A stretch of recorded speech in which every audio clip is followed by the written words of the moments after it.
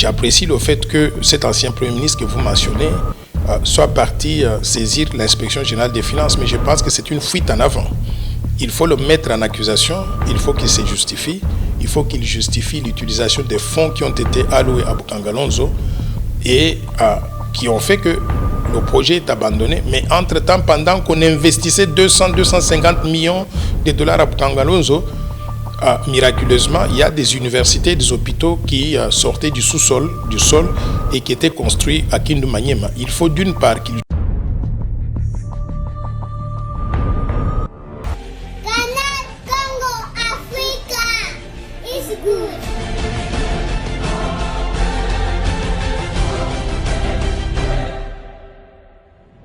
Bonjour, bonsoir, ça dépend de l'heure à laquelle vous nous regardez, mesdames, messieurs. Bienvenue dans cette émission que vous aimez tant sur Canal Congo TV, votre chaîne YouTube, qui vous permet en tout cas de pouvoir vous informer suffisamment sur plusieurs questions. Aujourd'hui, nous avons le plaisir de recevoir pour vous une personnalité congolaise, un nom qui est vraiment aujourd'hui très évoqué dans des débats en République démocratique du Congo, parce que ce nom fait également la fierté de la République démocratique du Congo à travers le savoir qui regorge cette personnalité. Et aujourd'hui, cette personnalité est visée, en tout cas dans plusieurs états-majors, je dirais même politiques, mais nous avons le réel plaisir de le recevoir pour vous. Et il a permis à ce que nous puissions en tout cas l'avoir pour cet entretien qui va durer peut-être 20 minutes. Et je crois que vous serez vraiment édifiés avec tout ce qu'il va nous dire. C'est qui cette personnalité? C'est bien sûr Noël Tchani-Modian-Vita. Il a été candidat président de la République en 2018. Il est président du regroupement politique La Force du Changement. Il est expert en économie. Il a travaillé dans plusieurs organismes internationaux. Et c'est avec lui que nous allons devoir aborder la question économique de la République démocratique du Congo. Il va nous aider. Nous ne sommes pas des experts, c'est lui qui est expert et c'est lui qui va nous donner la matière. Bonjour Noël Tchani-Modian-Vita. Mbote papa sangonini. Ah, ça c'est très bien, il a commencé même en lingala pour montrer qu'il est vraiment congolais. Tout ça malamu, yo posa bien. Ngala zabia pesa. Kasimboka ezotambola bien te. Très bien. Alors c'est pour ça que nous sommes venus juste à vous voir, parce que le pays, comme vous l'avez dit, ne marche pas comme il faut, surtout en termes de la gouvernance. On va parler de l'économie parce que vous êtes un expert. Aujourd'hui, les Congolais ne savent plus bien manger. Bon, ça date de plusieurs années, mais la situation s'empire encore selon certaines personnes. Alors, quand vous regardez ce qui se passe en République démocratique du Congo, quel est le constat que vous avez fait de son économie aujourd'hui? Est-ce que depuis que Félix Tshisekedi est là, la situation a un peu évolué dans le bon, ou l'économie ne fait que régresser? Oui, effectivement, aujourd'hui la situation économique et sociale du pays continue à être préoccupante. Je peux dire que la situation n'a pas encore évolué considérablement. Les problèmes économiques et sociaux ne peuvent pas être résolus du jour au lendemain. Donc il y a eu alternance au sommet de l'État, mais le système qu'il y avait avant, qui avait fait que le Congo avait échoué, ce système continue à être en place. C'est le système qu'on doit démanteler, comme le président de la République lui-même l'avait dit. C'est le système qu'il faut déboulonner pour qu'on mette en place un système de bonne gouvernance. Mais jusqu'à présent, je crois que l'ancien système a une peau dure. Il résiste encore au changement, si bien que sur le terrain, la situation d'aujourd'hui n'est pas différente de celle qu'on a connue avant l'arrivée de Félix-Antoine Tshisekedi au pouvoir. Nous continuons à être l'un des pays les plus pauvres du monde. La population est déshéritée, la population n'a pas du travail, près de 85% de la population se trouve au chômage. Moins de 10% de la population ayant accès à l'eau potable, à l'électricité, aux services de télécommunications. On continue à ne pas avoir de routes pour relier toutes les provinces du pays. L'économie est désarticulée au point où nous ne produisons pas grand-chose à part quelques matières premières qu'on exporte à l'état brut d'ailleurs. Et je peux dire que la monnaie congolaise, qui est le reflet de l'économie, la monnaie ne vaut absolument rien. Bref, beaucoup de choses n'ont pas encore changé. Nous vivons la même situation qu'avant l'alternance au sommet de l'État en janvier 2019. Voilà, Noël Tchani-Modian-Vita, vous avez brossé un tableau qui montre en tout cas que les indicateurs sont au rouge. Beaucoup de choses n'ont pas changé. Mais qu'est-ce qui fait que ces choses-là ne changent pas? Qu'est-ce qui fait que ces systèmes-là restent encore en place? Comme je dis, la mauvaise gouvernance a une peau dure. Pour la changer, il faut changer les hommes, il faut changer les systèmes, il faut changer des méthodes de fonctionnement. On a déjà changé le président de la République. Effectivement, on a changé le président de la République, mais le président de la République est arrivé avec un système de coalition qui lie les mains du président au point où, malgré sa bonne volonté, il n'arrive pas à mettre l'homme qu'il faut, l'homme qu'il veut, à la place qu'il veut, pour que les choses commencent à fonctionner d'après ce que j'appellerais le système Fachi. Nous continuons à avoir le système Kabila aujourd'hui. Je voudrais saluer quelques initiatives que lui-même le président a prises en changeant tous les éléments de la magistrature, en changeant les éléments dans l'armée. Mais nous voulons que cette tendance continue, que ça puisse atteindre maintenant la police, les entreprises publiques, la Banque centrale, les institutions financières, les régies financières. Donc, il faudrait qu'on mette en place les nouvelles personnes qui vont travailler avec la nouvelle vision, conformément à la volonté lui-même donc du chef de l'État. Et si nous avons ces changements-là, et qu'on fasse fonctionner la justice, l'État du droit tel qu'il doit fonctionner normalement, je pense qu'en ce moment-là, les choses pourront commencer à changer. Pour l'instant, nous continuons à vivre les conséquences du système qui était mis en place par Joseph Kabila et qui ne nous ont pas apporté donc le bonheur. Certains disent que au temps de Kabila, un pain revenait à 200 francs congolais. Et aujourd'hui, c'est le même pain qui revient à 300 francs congolais. Quand vous allez au marché, vous regardez le prix des produits de première nécessité, il ne fait que grimper, on ne sait plus. Que fait le gouvernement aujourd'hui? Vous avez dit la volonté du chef de l'État, mais ça devrait être soutenu par les actions du gouvernement. D'après vous, est-ce la faute, la responsabilité incombe au gouvernement Ilunkamba, qui ne travaille pas bien ou qui ne travaille pas comme il fallait? Bon, vous savez, nous sommes dans un système politique assez complexe. Il ne quitte pas lui-même sa propre vision. Il fait exécuter sa vision à travers le gouvernement. Le gouvernement qui se trouve dans les mains ou qui est dirigé par ses copains du FCC. Monsieur Ilunga Ilunkamba ne fait pas partie de l'UDPS ou du CAJ, il est venu du FCC. Et en venant du FCC, en quelque sorte, c'est un Premier ministre qui est gentil, qui montre bien qu'il évite des polémiques, qui est très, si je peux dire, il n'est pas capable de tuer donc une mouche. Mais non, mais cela ne change rien dans l'assiette des Congolais. Non, j'arrive. Donc, avec toutes ces qualités-là de diplomatie, d'éviter l'antagonisme et consorts, il est juste gentil. On ne sait pas exactement ce qu'il fait en tant que Premier ministre tous les jours. On le voit même, pour parler, il faut qu'on vienne peut-être secouer l'arbre pour qu'il puisse sortir donc un mot. Donc, Ilunga Ilunkamba, à mon avis, ce n'est pas le genre de Premier ministre qu'il faut pour la République démocratique du Congo pendant ces périodes troubles que nous connaissons. On a besoin de quelqu'un un peu plus dynamique, un peu plus vocal, quelqu'un qui peut se déplacer facilement, faire le tour. Il a déjà fait 1 an au sommet du gouvernement, mais à peine il a fait 2 déplacements. Il est allé chez lui au Katanga, il est revenu, il est allé à Bukangalonzo, et puis il est revenu s'enfermer dans son bureau. Donc nous avons 26 provinces. Donc on ne sent pas le dynamisme du Premier ministre.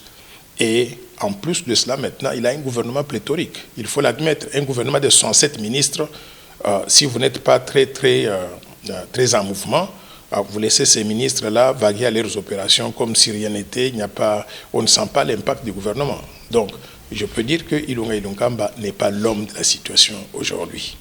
Alors, on nous a fait croire que le budget était évalué à 11 milliards de dollars.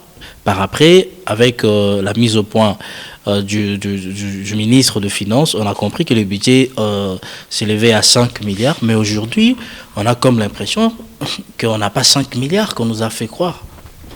Vous avez totalement raison. Quand ils avaient annoncé un budget de 11,8 milliards de dollars, les gens avaient crié que c'était un budget irréaliste. Moi, je continue à penser que c'était un budget qui n'était même pas suffisant. On pouvait faire mieux que ça. Vous vous rappelez, dans le cadre du plan Marshall de Noël Tchani pour la reconstruction et le développement de la RDC, j'avais prévu un budget de 800 milliards de dollars sur 15 ans, avec la particularité que les 5 premières années, on pouvait vivre avec un budget de 20 milliards de dollars par an pour un total de 100 milliards de dollars pour le quinquennat. Et je continue à penser que c'est faisable. Et d'ailleurs, les révélations qui sont sorties tout récemment avec les informations préliminaires sorties de l'Inspection générale des finances, qui indiquent qu'à la Banque centrale, on a trouvé des choses très graves, telles que dans le compte du Trésor, il n'y a pas grand-chose, mais il y a des comptes parallèles en dehors du compte du Trésor dans lesquels on trouve 650 millions de dollars. Mais c'est très grave. Imaginez, je ne sais même pas si on a recensé tous les comptes parallèles en dehors du compte du Trésor. Donc, si vous prenez 650 millions de dollars en dehors du compte du Trésor, et en plus de cela, on nous informe qu'il y a une entreprise minière, Mutanda Mining, qui a payé 100 millions de dollars au Trésor public et l'argent n'est jamais entré dans le compte du Trésor. Ça veut dire que le Congo a tout plein d'argent. On n'a même pas besoin d'emprunter de l'argent auprès de la Banque mondiale, du Fonds monétaire, de la Banque africaine de développement.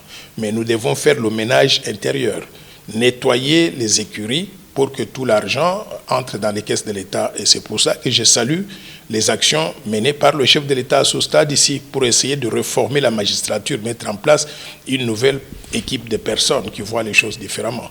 Si nous faisons fonctionner l'État de droit de façon telle que toute personne qu'on soupçonne a mis les mains dans les caisses de l'État, on trimballe cette personne devant la barre, on la juge, on la condamne, on la met en prison, on récupère tous les biens qu'il aurait acquis malhonnêtement.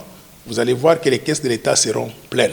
Ce pays a beaucoup de ressources naturelles. Donc, le budget de 11,8 milliards de dollars, c'est un budget qu'on avait annoncé comme ça, mais ce qu'il faut, c'est maintenant faire des actions concrètes pour que tout l'argent qui doit revenir à l'État entre dans les caisses de l'État. Si on le fait, on devait réaliser ce budget-là de 11,8 milliards de dollars, même aller au-delà, comme moi j'avais prédit, réaliser 20 milliards de dollars pendant chaque année pendant le premier quinquennat. Donc, le Congo n'a pas seulement un problème de mobilisation, mais aussi de canalisation de ces recettes. C'est un problème de canalisation des recettes, c'est un problème du fonctionnement du système de justice, et c'est un problème des procédures intérieures. Des procédures intérieures, moi, je ne sais pas dans d'autres pays, quand on dit qu'une entreprise a payé les impôts à l'État, c'est inimaginable que 100 millions de dollars ne puissent pas entrer dans les caisses de l'État. 100 millions de dollars, donc c'est des gros montants. Donc ça veut dire simplement que les ressources publiques, on les a privatisées. Ça va dans des caisses de privés, dans des poches de privés. Et nous devons mettre fin à cela. Ces informations que nous avons aujourd'hui nous réconfortent dans ce que nous connaissions avant. Vous vous rappelez que le président Thabo Mbeki, un président sud-africain, avait conduit ici une mission du panel des experts en 2013. À la fin de la mission, il avait déclaré que 85% des revenus des ressources naturelles n'entrent pas dans les caisses de l'État. 85%. Et quand il avait dit ça, le gouvernement n'a jamais réagi, riposté différemment. Aujourd'hui, les informations que nous avons de la part de l'Inspection générale des finances confirment cela. Si on peut avoir une compagnie qui paye 100 millions de dollars dans le trésor public et cet argent est perdu quelque part, ce que ça veut dire, c'est qu'il n'y a rien qui entre dans les caisses de l'État. Il y a plus d'argent en dehors du compte du Trésor que dans le compte général du Trésor public. Nous devons restructurer donc la gouvernance congolaise pour augmenter considérablement ces ressources-là qui doivent entrer dans les caisses de l'État et nous allons réaliser tous les budgets. Mes estimations personnelles indiquent que ce Congo est capable de mobiliser un budget annuel de 75 milliards de dollars à 100 milliards de dollars par an. Nous sommes capables de le faire. Je vous invite à faire encore des calculs. Mais quand on dit que nous ne produisons presque rien, nous produisons beaucoup de choses, mais qui n'entrent pas dans les circuits normaux. La production, la seule chose que je peux dire, c'est qu'elle n'est pas transformée localement en produit fini. Donc, il n'y a pas valeur ajoutée. Mais on produit du coltan, on produit du café, on produit du cacao, on produit du cuivre, on produit toutes ces matières premières-là. Soit elles sortent frauduleusement, soit quand elles sortent à l'état brut, il n'y a pas valeur ajoutée. Mais la grande partie des ressources naturelles congolaises sortent frauduleusement. C'est pour ça que nous avons les guerres interminables à l'est de la République. Pourquoi? Parce qu'il y a des gens qui profitent de ce système et qui font en sorte qu'on ne puisse pas avoir la paix. Comme ça, ils vont continuer à exploiter malhonnêtement nos ressources naturelles, s'enrichir sur les cadavres des Congolais. D'où l'importance du code minier que nous a laissé Kabila. Bon, je voudrais déjà dire au peuple congolais qu'on fait beaucoup de bruit sur le code minier. Moi, je crois que ce code-là n'est pas bon suffisamment pour la République. Ce code nous rapporte peut-être quand on regarde en moyenne, 2,5% de ce que nous sommes supposés donc avoir. des pays tels que le Nigeria ont adopté des codes miniers qui disent des choses telles que 49% de l'actionnariat de toutes les entreprises minières peut revenir aux étrangers. 51%, ça doit revenir aux nationaux. C'est pour ça que vous avez des milliardaires au Nigeria. Au Congo, on n'a pas de milliardaires, au moins ceux qui sont connus donc légalement. Nous pouvons faire mieux avec ce code-là. Deuxième élément, je veux qu'on puisse voir aussi, en plus du code minier, ce qu'on appelle la réglementation d'échange. La réglementation d'échange congolaise, elle est très mauvaise.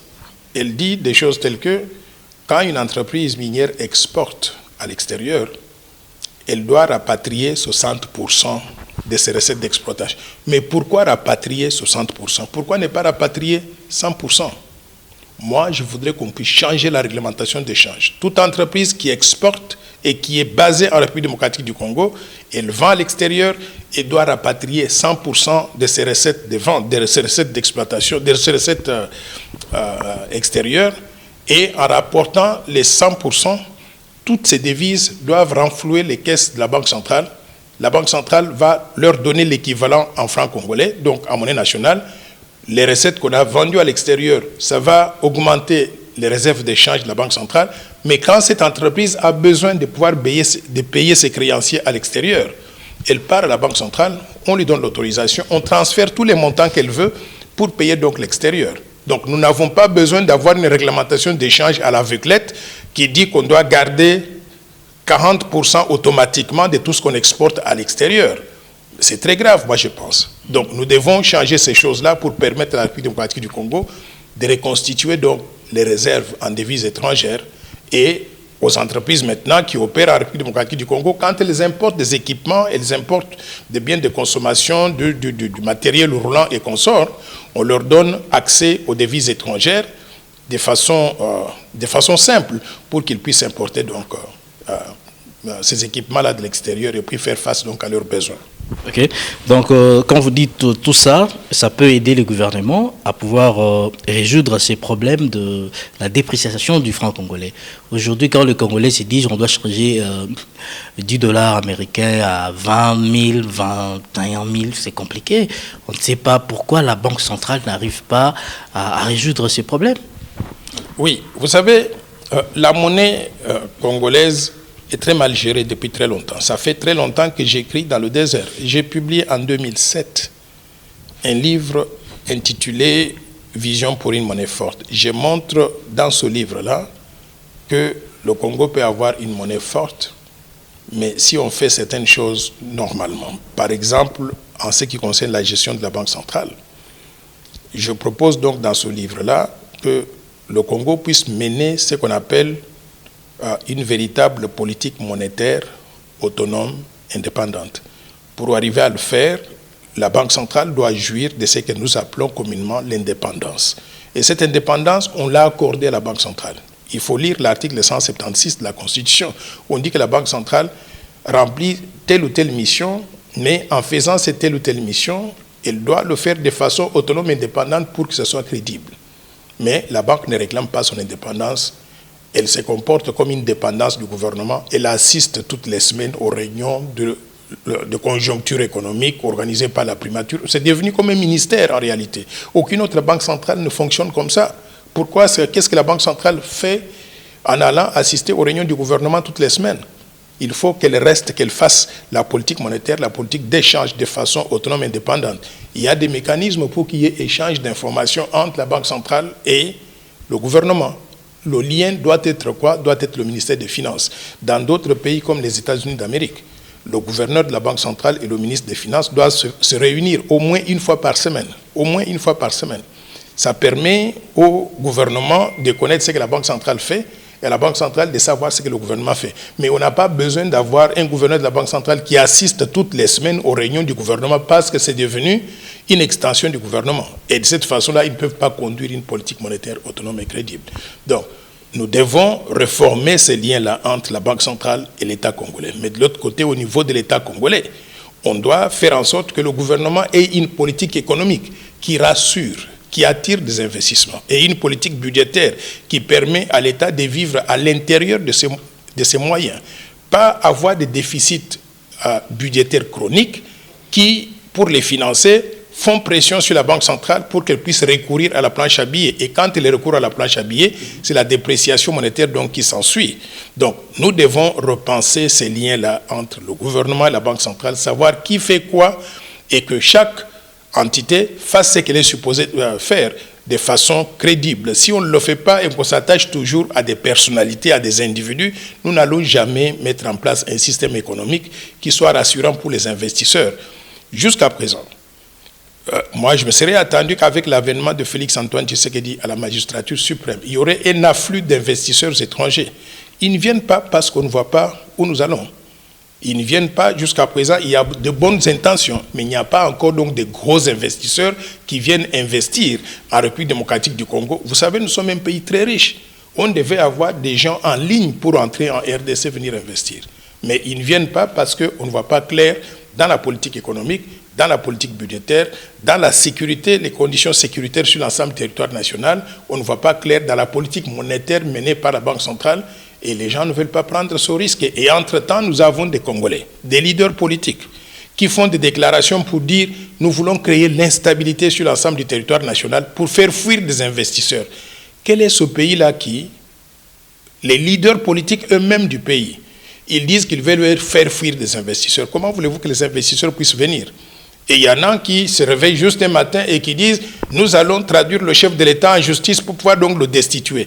Tout ça sont des éléments déstabilisateurs qui font que le Congo ne peut pas attirer des investisseurs de qualité aujourd'hui parce que les Congolais eux-mêmes ne sont pas sérieux, ils ne savent pas ce qu'ils veulent et quand ils font des choses, ils le font de la mauvaise manière possible.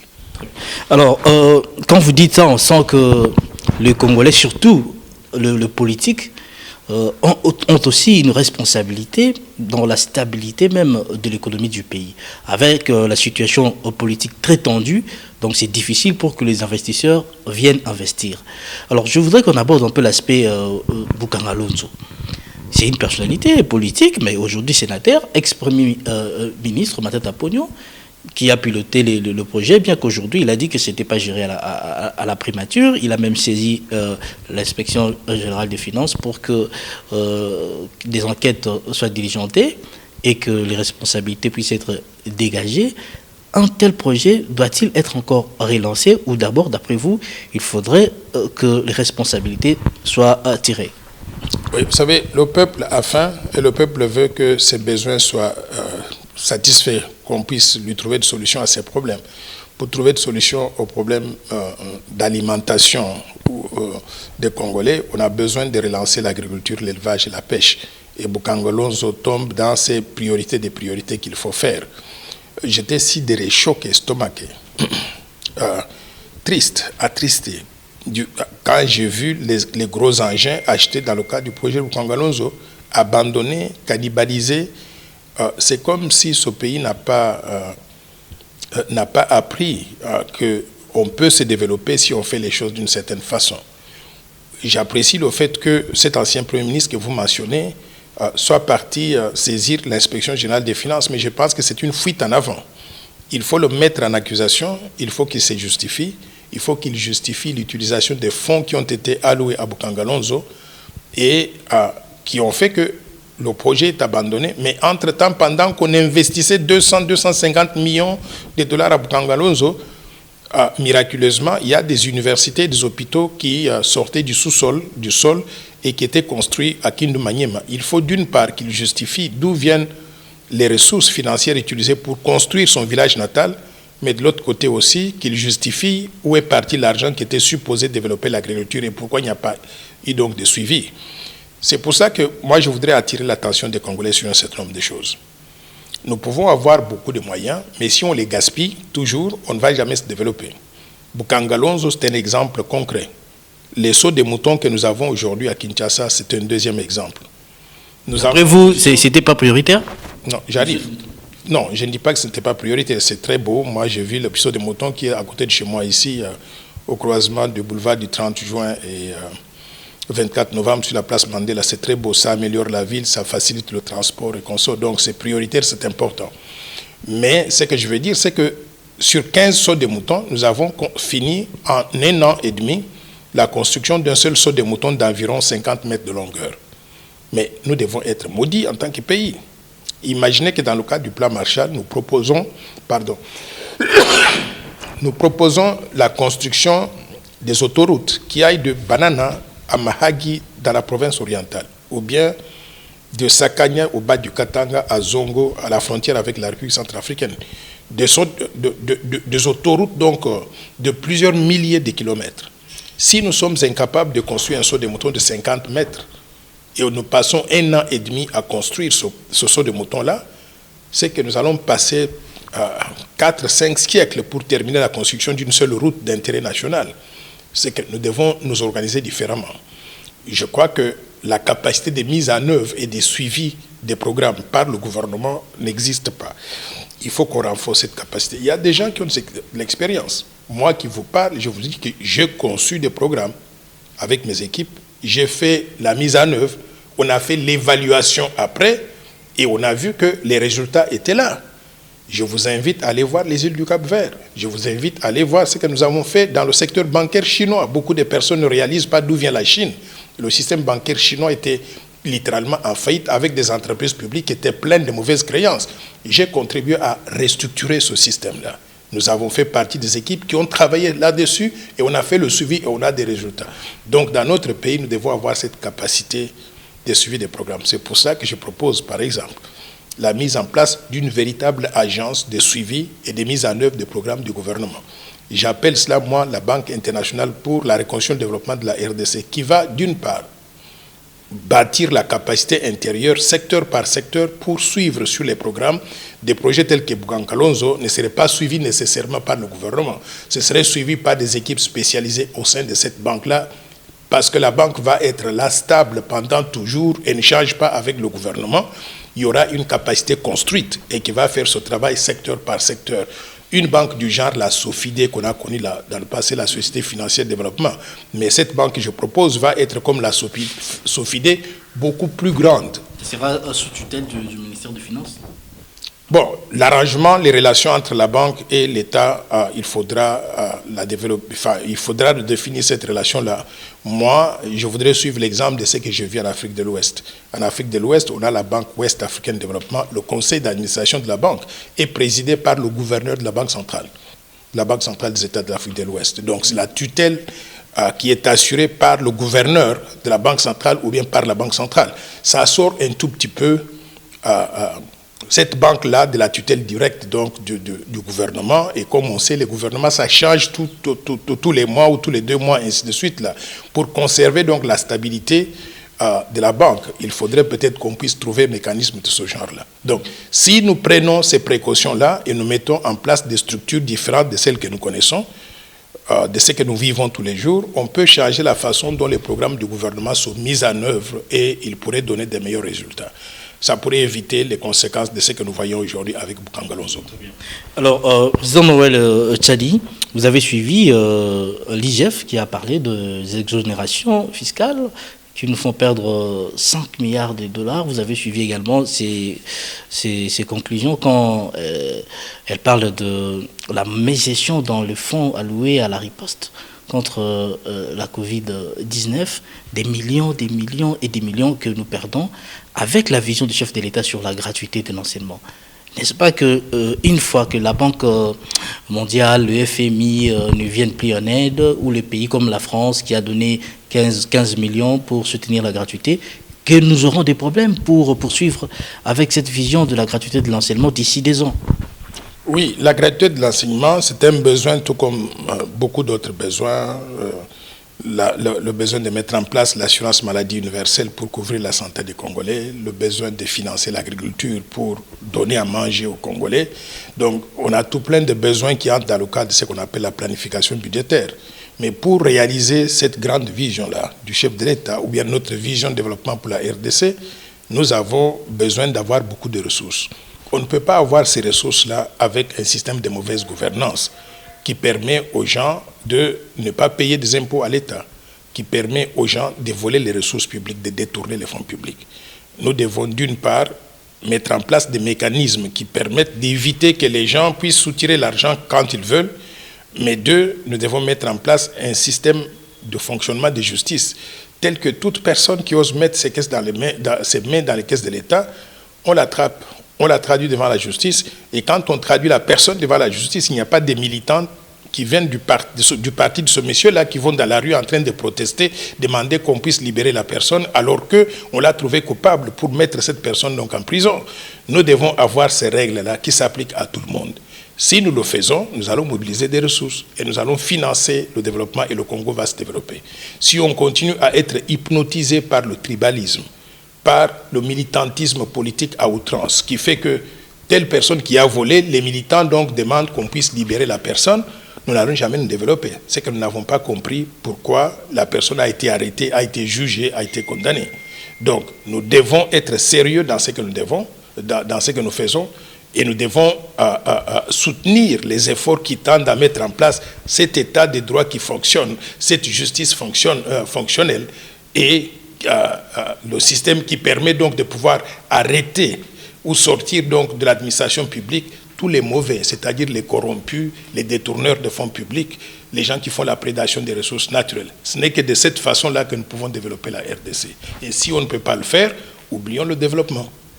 Merci beaucoup, Président Noël Tchani Mwadianvita. Je rappelle que vous êtes président de la Force du Changement, qui est un regroupement politique. Vous avez été candidat président de la République en 2018. Vous avez un plan Marshall que vous proposez pour faire développer la République démocratique du Congo. Une maman qui vous suit, qui vous dit « Je vous ai suivi, mais président Noël Tchani, poto bandagolia 3 fois par jour, bananabiso batanga kilasi ya solo, pour que tout le monde soit soin ou essengeli na beli essengeli to bandela wapi. Quelle est la priorité aujourd'hui pour redresser la République démocratique du Congo, redresser d'abord son économie? Je dirais à cette maman que la priorité au Tozanango pour tout banda ko développer la République démocratique du Congo et sengeli tout environnement de paix et sécurité sur l'ensemble du territoire national. Il faut tout sécuriser ba Congolais nyonso à Kinshasa, dans les provinces, à l'ouest, à l'est de la République, pour qu'on ne puisse pas avoir ces Congolais qu'on tue tous les jours comme des mouches par des groupes rebelles, je ne sais pas d'où ils sortent toujours, et ces groupes rebelles-là sont orchestrés par des Congolais, manipulés bien sûr par l'étranger, mais avant tout, ce sont des Congolais qui prennent des armes pour faire du mal à leurs propres frères et sœurs. Nous devons mettre fin à cet environnement. C'est pour ça que moi je voudrais qu'on donne à notre armée, à notre police, au service de sécurité, tous les moyens nécessaires pour sécuriser le territoire congolais. J'étais sidéré d'entendre que la semaine dernière, il y avait des tueries donc à Beni, à Bunia, et après qu'il y ait ces tueries-là, un groupe rebelle qu'on appelle Codeco, ils ont négocié pour qu'ils puissent se retirer de la ville. Ils négocient avec l'armée que nous avons envoyée là-bas pour pouvoir les abattre, les rebelles. Et une fois qu'on a négocié avec l'armée, eh bien, l'armée leur donne des camions militaires congolais pour transporter les rebelles avec leurs armes, pour les amener dans une autre ville. Mais c'est quel pays ça? Et à manger ça. Pourquoi on n'a pas arrêté ces gens-là? Pourquoi on ne peut pas les exterminer? Donc, nous voulons qu'on prenne des questions de rétablissement de la paix et de la sécurité avec beaucoup de sérieux. Une fois qu'on a mis l'environnement de paix et de sécurité, il faut qu'on restructure l'administration publique et la justice. Il n'y a qu'une bonne justice qui peut élever la nation.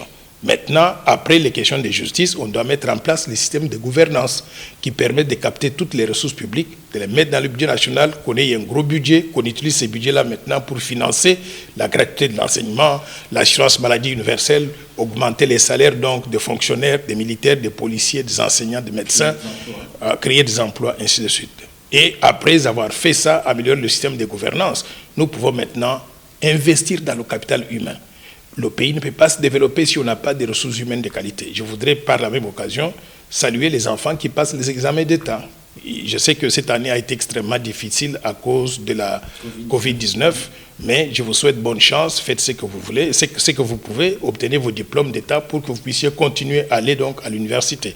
On doit donner la gratuité de l'enseignement et soutenir cet effort-là parce que ça permet à tous les enfants congolais d'étudier, de terminer les études et de devenir donc des personnes de qualité donc, dans la société. Maintenant, au-delà de ça, nous pouvons investir dans la construction des infrastructures, c'est-à-dire des routes, des chemins de fer pour relier toutes les provinces du pays, qu'on devienne un marché intégré et qu'on construise les aéroports modernes. Le Congo, un grand pays, a besoin de 3, 4, 5 aéroports internationaux qui permettent donc un flux commercial des avions plus faciles pour permettre aux Congolais de se déplacer facilement à l'intérieur de leur pays Et finalement, il faudra diversifier l'économie de la RDC, c'est-à-dire non seulement développer l'agriculture, l'élevage, la pêche pour assurer l'autosuffisance alimentaire, mais aussi développer le secteur industriel pour qu'on puisse transformer localement les matières premières congolaises en produits finis, produits semi-finis, et que nous puissions avoir des produits de qualité à exporter vers l'extérieur pour qu'on puisse gagner les devises étrangères qui vont augmenter le matelas des devises disponibles dans notre pays,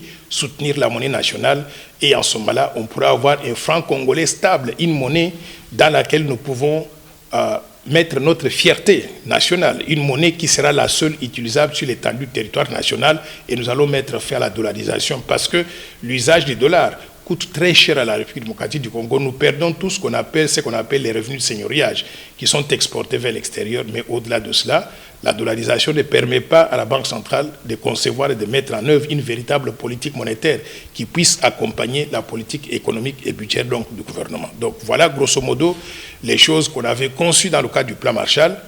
Le plan Marshall que nous avons actualisé pour intégrer les défis soulevés par la Covid-19. Et nous pensons aujourd'hui que c'est une vision de développement qui, demain après-demain, pourra faire la différence dans le développement du pays. Parce que si nous mettons en œuvre cette vision, au bout de 15 ans, nous pourrons devenir un pays émergent. Merci Noël Tchani. C'est par ici que nous terminons cet entretien. Merci de nous avoir reçus. C'est à moi, Nasepel Mingi, Ndengo Yaki Lelo, Tosololi, Makambo et Talimbo Kanabiso. Nous avons l'opportunité prochainement pour présenter le plan Marshall à Lingala pour bande ceux qui vont comprendre français.